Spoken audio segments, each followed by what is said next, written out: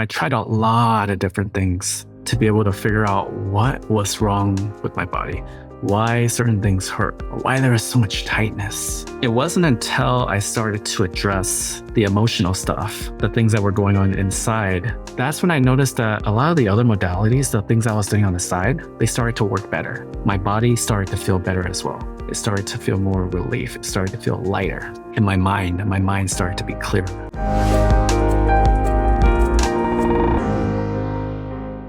Welcome back, everybody. So today's episode is going to be a little bit different than the past episodes.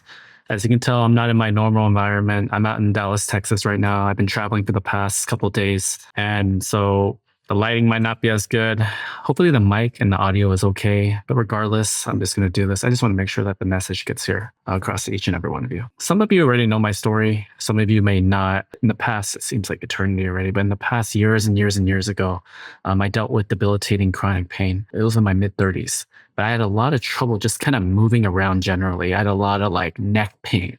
I had back pain. I had stiffness. It got so bad where it was really difficult for me to even get out of bed. And so in the morning times, I'd be in bed, and then I wake up and it would just be so difficult for me to even be able to move.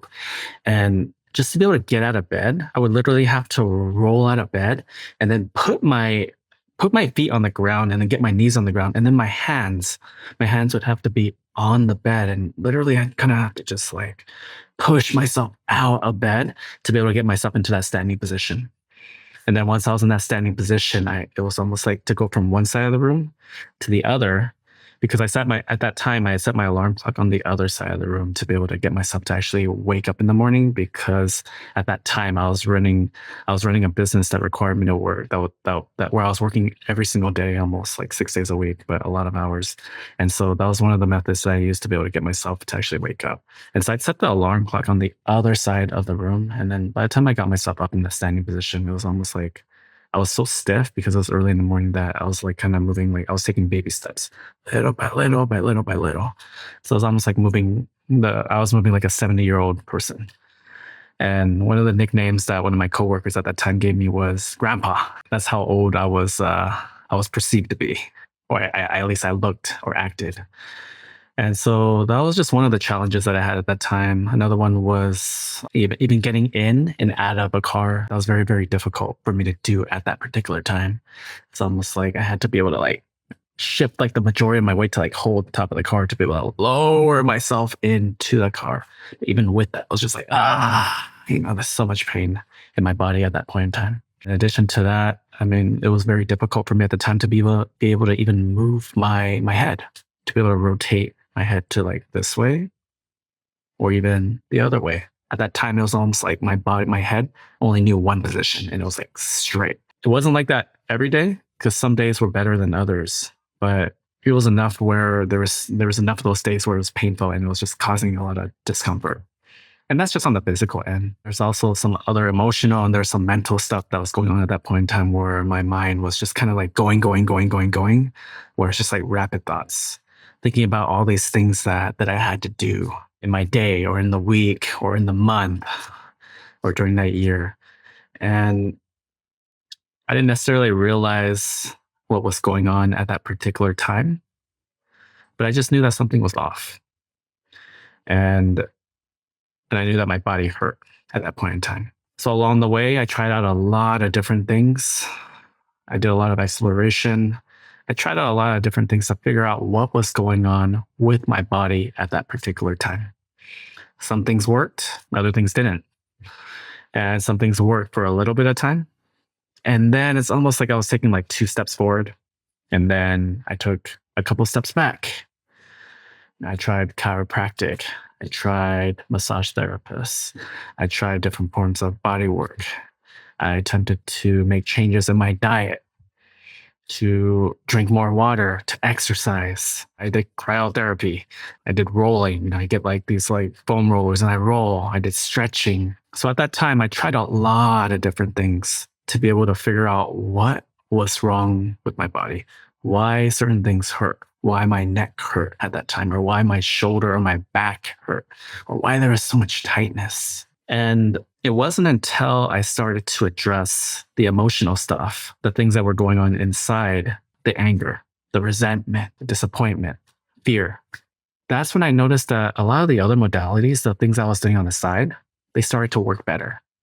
And as that stuff started to work better and I started to address the stuff in the inside, my body started to feel better as well. It started to feel more relief. It started to feel lighter in my mind started to be clearer. So a couple years back, I created a program based on what I did in my own personal journey to be able to start to feel better. So each of you are in different parts of your journey right now. And some of you may be dealing with a lot of pain in your body, right? A lot of discomfort.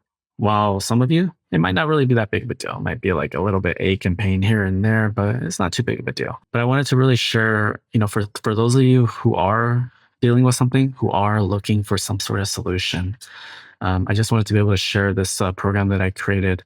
And it's essentially based on what I did on my own personal journey back in the day to be able to get out of pain, to be able to start feeling better in my own body, to be able to start thinking more clear. Why that's important is it's mainly just because back in the day, it took me a long time to figure out what was going on with myself.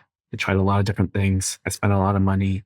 I spent a lot of time to be able to decipher what was going on. And I know how frustrating it can be to be in that position where it is hard to get out of bed in the morning, or it's hard to move around during the day, or it's just there's so much stress or things going on in the environment that just makes it hard to operate.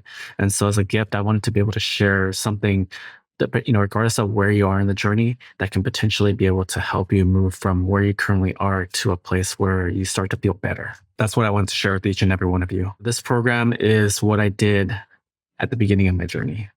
It was what I did at the beginning of my journey when I was in a lot of pain, and I was able to get myself to a point where I wasn't so much in pain. I could operate much more efficiently with less discomfort. And so that's what I want to share with each and every one of you. On the journey to feeling better, what I found is that there's typically 4 different stages that a person goes through when they're on the path to wellness. And these different stages are stage 1, depletion, stage 2, homeostasis, stage 3, regeneration, and stage 4, peak performance. And so I'm going to go ahead and go through each and every one of these sections so that you have a better idea of maybe what each stage entails and perhaps what stage you might be on this particular journey. And so stage 1, depletion. So typically when a person, at least from what I've seen, when a person's in stage 1, right, they're usually experiencing physical pain, right? They're experiencing a lot of physical pain. So they might have trouble getting in and out of bed. Maybe they're having trouble just completing like daily chores around the house, right? Or they have pain throughout the night, or just when they're trying to sleep, in different parts of their body. And something like this, it could have been going on for weeks or just more of an extended period of time, right? Even months or years, right? And so these are some of the signs that like a person's in depletion stage, right? So in addition to that, that's just on a physical level, right? But in addition to the physical level, it could be also showing itself in other aspects as well, right? Such as like maybe like brain fog, right? Or just not being able to sleep, or just having feelings of like being bloated or racing thoughts, right? Or not being able to focus, or just exhaustion, or just maybe a lack of motivation, or just having having random bouts of like anger, or just being emotional, or just feeling stressed out, right? Or just like having a lack of purpose or something like that, right? And so these are all different things in terms of how it can look like, right? And then there's also stuff like, emotional eating as well. So maybe having like a strong appetite for like junk food, or just like food cravings and stuff like that. And so these are all things that can be showing up in stage 1 in the depletion section. And so as you move on, right, stage 2, homeostasis, right? What this typically can look like is usually it's like about a 50% improvement on any of the items, right, from phase 1. And so when a person transitions from stage 1 to stage 2, typically they may experience still some of those symptoms from phase 1, but it's no longer as bothersome, right? It's much more manageable. And so they're able to complete those normal day-to-day activities with ease, and they're able to do like physical activities like walking, like jogging, running, and sports. But it's just like, it's easier, right? But they might still have that hesitancy, or they might be, still careful about, how much they can push their body or how much they can trust their body. And so they might still experience that tightness in the different parts of the body. They obviously got more confidence. They trust their body, but it's still like, it's like, I don't know if I can trust it like completely, right? At this stage and point in time, they might also be transitioning to eating more of the healthy foods, right? Healthy food choices, or they're at least learning to experiment with the different food choices to see what's best for their body and to maybe see how their body reacts to the different foods as well. And so that's stage 2. And so stage 3, regeneration, right? So at this point in time, a person is usually kind of more pain-free or mostly pain-free. Maybe it's like they no longer have that bothersome or nagging, that pain, right?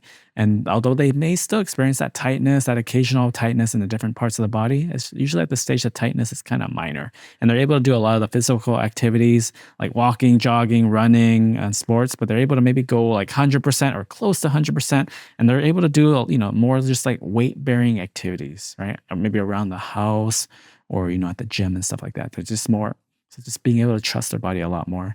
And in addition to that, more vitality, more energy, calmer state of mind, maybe no longer agitated or influenced by the external environment as much.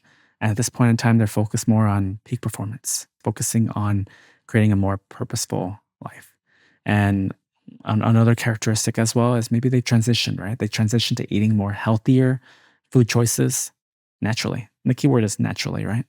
And so they're aware of the effects that maybe specific foods have upon their body at this point in time, and also maybe on their emotional well-being or on their mental well-being as well.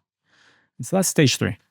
And then as we jump into stage 4, peak performance, at this particular time, it's all the elements that you saw from stage 3, but it's just with more mastery. There's more mastery, there's more awareness of how the body works in relationship to the environment, right? The environment that they live in. And so at this stage, life becomes more magical at this stage, more vitality, more energy, more calmness, right? It's just really being able to live life on your own terms. And so that's what I found in my own particular journey, and then also working with other people as well, is that typically there are these stages that a person will go through. Right? And again, those stages are depletion, homeostasis, regeneration, peak performance. And what you're going to find is that there are a lot of overlapping, concepts within these different stages. And there's not necessarily like, okay, just because like, oh yeah, it's like I'm experiencing this type of thing, it doesn't mean that you're like 100% in that category. It can be a little bit of a mix and match, right? But this is just to give you a better awareness of what each stage may entail on your path to wellness. And so I just encourage each and every one of you just to stay the course and just to continue through this process, right? One step at a time. And what you're going to find, just like on my own personal journey, is that if you keep going on this journey, you'll start to feel better. But just know that healing, this process of healing, it requires courage. And it requires courage to be able to look at some of these underlying causes.